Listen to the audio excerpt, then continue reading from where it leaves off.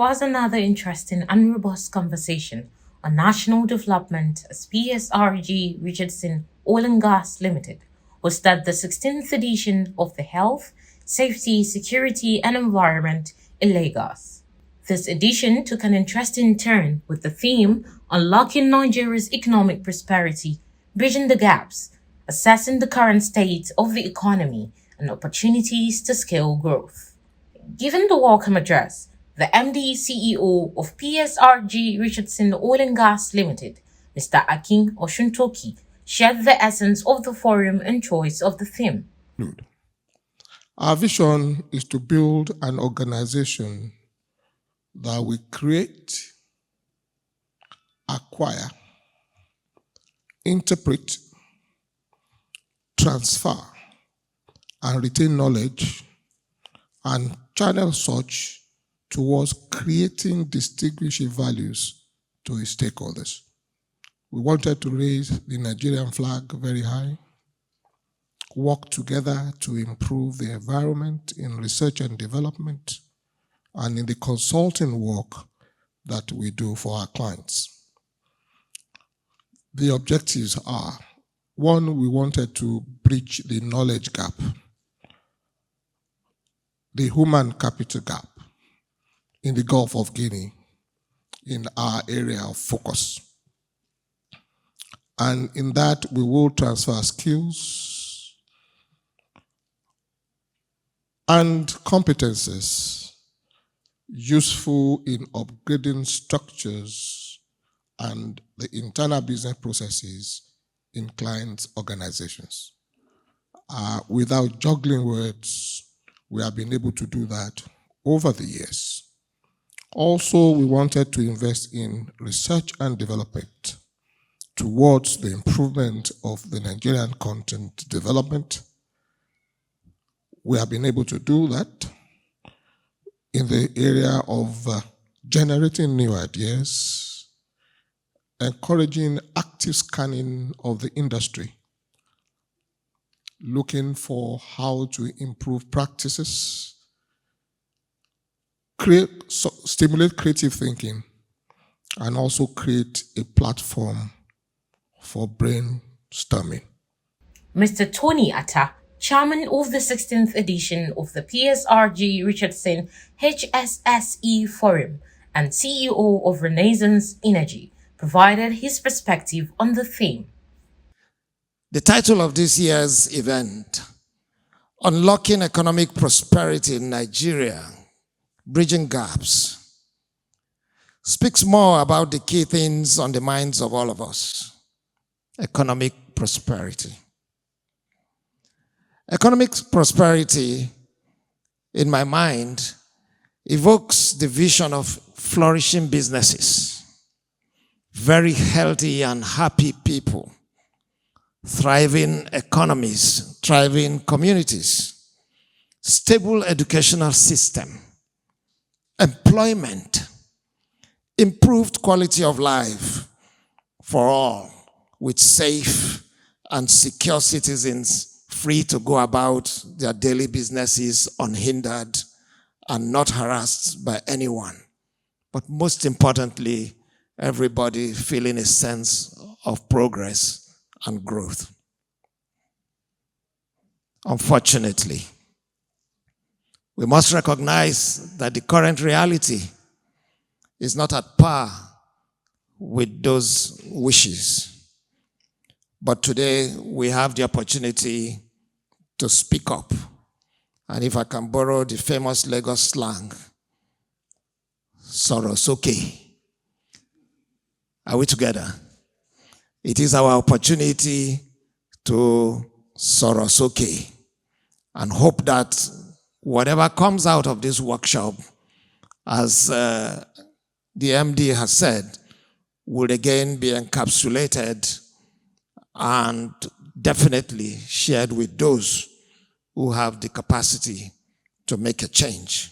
The keynote speaker, Mr. Olufemi Awoyemi, MNI Chairman Proshare, highlighted the success stories of policy and investments in Nigeria and charted a pathway for the country's progress in his presentation. So I want to focus on three things where some few things have worked in this country. So let me show you Nigeria, your Nigeria, my Nigeria, where it has worked. For some who may be younger, sometime in 1985, we had a company called NITEL. NITEL was 93.37 owned by the federal government of Nigeria. Wait for it. The 6.7% ownership at the back of it was owned by First Bank. We were the owners of NITEL. Somewhere, somehow, somebody figured it out that we needed to get rid of all the waste that was NITEL. And so we gave up licenses. That's the first singular admission of what government's purpose is. Without raising money, without dipping hands into the budget, this country understood its mission for once, knew that what we needed to do was to have a regulatory agency that gave licensing, understood at the very early stage the principle of the public-private partnership relationship, and we gave licensing, irrespective of the dramas in between. But we gave those licenses out. Some of us were paying 50,000 or more to buy SIM card. For the younger, for the Gen Zs here, it may sound strange to you. We actually queued, not just paid, we queued. We were on waiting list to get SIM card for weeks. But then, this country stayed the course. The messaging was proper. But guess what that thing singularly did? Because of that decision then, we blew our creative industry out of the roofs. Government did not do anything to creative industry to boost it. It was just that decision. Because of that decision, our banks was able to deploy fintech today. Because of that decision, we were able to restructure NIPS, which was able to then make sure that Nigeria has one of the best payment systems in the world. Your settlement, when you make payments, you get it immediately. Some countries are still trying to achieve T1. Because of that singular move as well, we were able to launch EduTech. We were able to expand the whole waves of different services in this country. Because of that singular move as well, we were able to change the lifestyle industry in this country. One move, multiple outcomes. No money spent by government. This country has been a country of great things. It is because we don't remind ourselves often, neither do we understand what has worked for us. Today, those companies are still thriving, a few changes in between, but the next level is coming from a different area entirely, where we start licensing broadbands. We have gotten to the stage in this country right now that the common denominator in an economy is the household. Every decision that's taken, it must be explained in terms of how it affects the household. If they are not providing you that information, maybe some of you may emerge, especially the younger ones. Featured goodwill messages from key stakeholders in the economy and the formal introduction of the Bode Osunkoya Prize for the Best Undergraduate Paper for Students at University of Lagos. This covers health, safety, security, environment, finance, operations, and Nigerian content development. Madam, we all agreed that we'll celebrate our brother and friend. He will never be forgotten. His memory will live on. But most importantly, his vision will transcend all understanding. With this prize, we will raise great leaders, and through him, our ambition for a greater tomorrow and solutions to some of the things we heard from Femi and even from the audience. This is a seed being sowed. So on behalf of PSRG-Richardson, we'd like to officially hand you this trophy, which is symbolically the beginning of a great seed that has been sown. From these seeds, forests will emerge to the glory of God. The first day of the event also had robust sessions covering health, safety, and hygiene. Mr. Akin Osuntoki shared the rationale behind the choice of the theme and the essence of the late Bode Osunkoya Prize. Some of the experts provided further insight on the presentations at the forum. I've done this for 16 years, and over the years, what we have tried to do is to look at our environment, scan the environment, and come up with an issue that is topical, paramount, and relevant to the moment. Without a doubt, you will know that the issue of economy has been the main discourse all around Nigeria. In fact, since the Tinubu administration came in, the main issue has been how do we expand, improve the economy of Nigeria. So we thought it right to, look at that topic for this conference. Mr. Bababode Oshukoya was our chairman, and what I'll say is everything you do in life, put all that you have and all that you are into it. He was our chairman, and usually will be the first to arrive at the venue.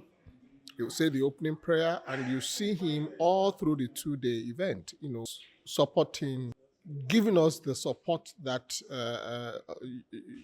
sometimes you might not get from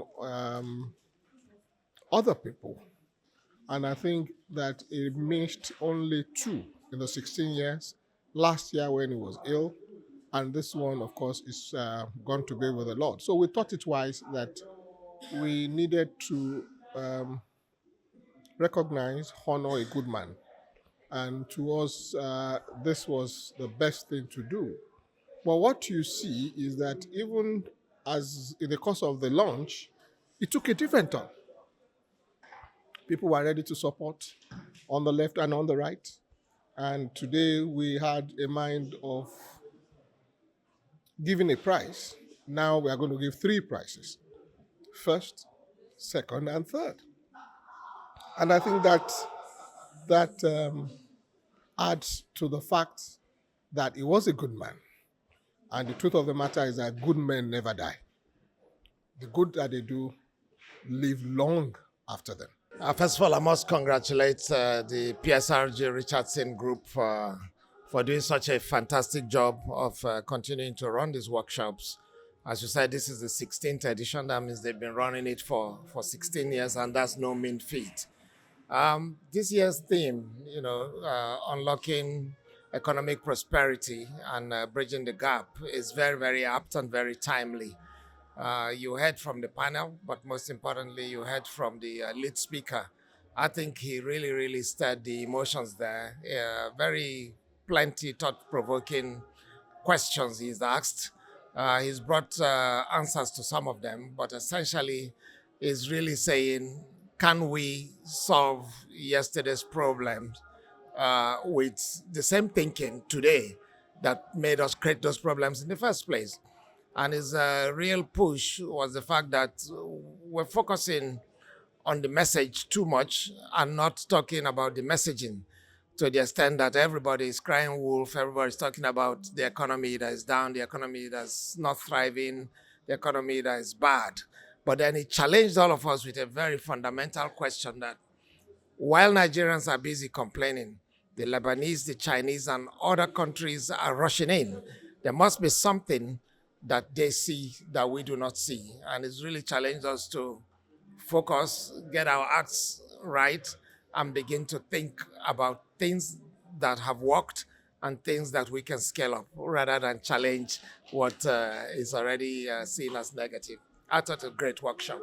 But sadly, we have to see how we can balance it out. Technology has come to the workplace to also improve work processes and the speed at which work is done and result at real time.